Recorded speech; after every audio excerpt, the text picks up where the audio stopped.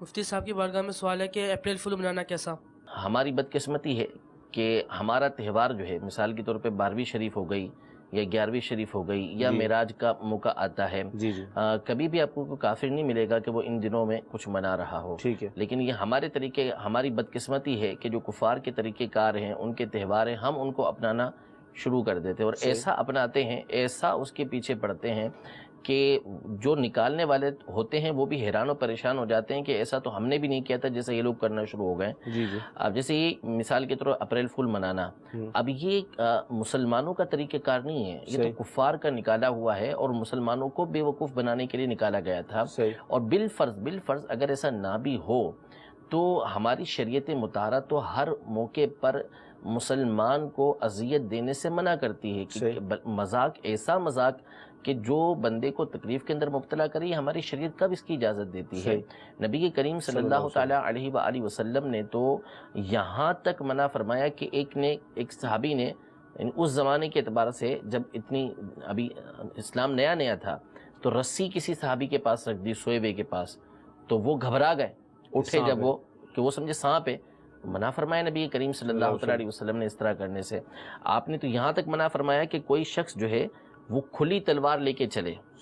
کہ کسی کو لگ جائے گی۔ تیر جو ہوتا تھا پہلے جو استعمال ہوتے تھے تو اس میں تیر میں جو آگے پھل نکلا ہوا ہوتا ہے، نوک، منع فرمایا کہ کوئی اس طریقے سے لے کے جائے کہ ہو سکتا ہے کہ کسی کو لگ جائے،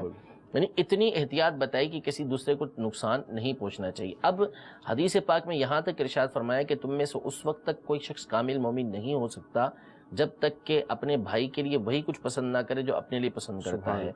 اسی کے برعکس علماء نے یہ بھی بیان فرمایا حدیث پاک کی روشنی کے اندر کہ اس کے ساتھ ہی اس کا عکس بھی ہے کہ جو چیز اپنے لیے ناپسند کرتا ہے وہی اپنے بھائی کے لیے ناپسند کرے۔ اگر آپ کو فون کر کے کوئی یہ کہہ دے کہ آپ کی فیکٹری جل گئی ہے، یا آپ کے فلاں رشتہ دار کی طبیعت خراب ہو گئی ہے، یا جو ہے وہ آپ کے بیٹے کا ایکسیڈنٹ ہو گیا، یا فلاں چیز ہو گئی، انتقال ہو گیا، تو آپ کا کیا حال ہوگا؟ اور پھر آپ جب پہنچے اور آپ کو پتہ چلے کہ ایسا نہ ہوا ہو تو آپ تو بہت خوش ہوں گے، اس کو تو آپ مٹھائی بھجوائیں گے، ایسا تو نہیں ہوگا نا، برا ہی لگے گا۔ تو پھر آپ دوسرے کے بارے میں بھی تو سوچیے کہ اس کو برا نہیں لگے گا۔ ہو سکتا ہے کہ اس کے ساتھ اس طرح کا خطرناک معاملہ پیش آ جائے، اور آتے بھی اس طرح کے معاملات کہ کسی کو کہہ دیا کہ ایکسیڈنٹ ہو گیا، وہ بیچارہ بھاگا، پتہ چلا اس کے تو بیٹے کا تو ایکسیڈنٹ نہیں ہوا تھا لیکن اس کی تیز رفتاری کی وجہ سے اس کا ایکسیڈنٹ ہو گیا، اور ہوتے ہیں ایسے واقعات، پیش آتے ہیں اس طرح کے واقعات۔ تو عقل و شعور سے کام لینا چاہیے۔ دنیا کے سارے معاملات کے اندر عقل سے، شعور سے کام لیتے ہیں۔ آلو خریدنا ہوتا ہے تو 10 ریڈیو پہ جا کے ہم ریٹ معلوم کر کے پھر آلو لیتے ہیں، لیکن جہاں دین کا معاملہ آتا ہے وہاں پر ہماری عقل و شعور سارے کے سارے سو جاتے ہیں، سب چیزیں ہماری جو ہے وہ ختم ہو جاتی ہیں۔ یہ کوئی طریقہ کار نہیں ہے۔ جہاں آپ اپنے لیے ایسی چیز پسند نہیں کرتے وہیں مسلمان بھائیوں کے لیے بھی ایسی چیزیں پسند نہ کریں۔ اپریل فول منانا یہ فول لوگوں کا طریقہ کار ہے، جو بے وقوف لوگ ہوتے ہیں ان کا طریقہ کار ہے، کسی سمجھدار کا طریقہ کار نہیں ہے، اور نہ ہی یہ اسلامی طریقہ کار ہے۔ ہرگز شریعت مطہرہ اس کو منانے کی اجازت نہیں دیتی۔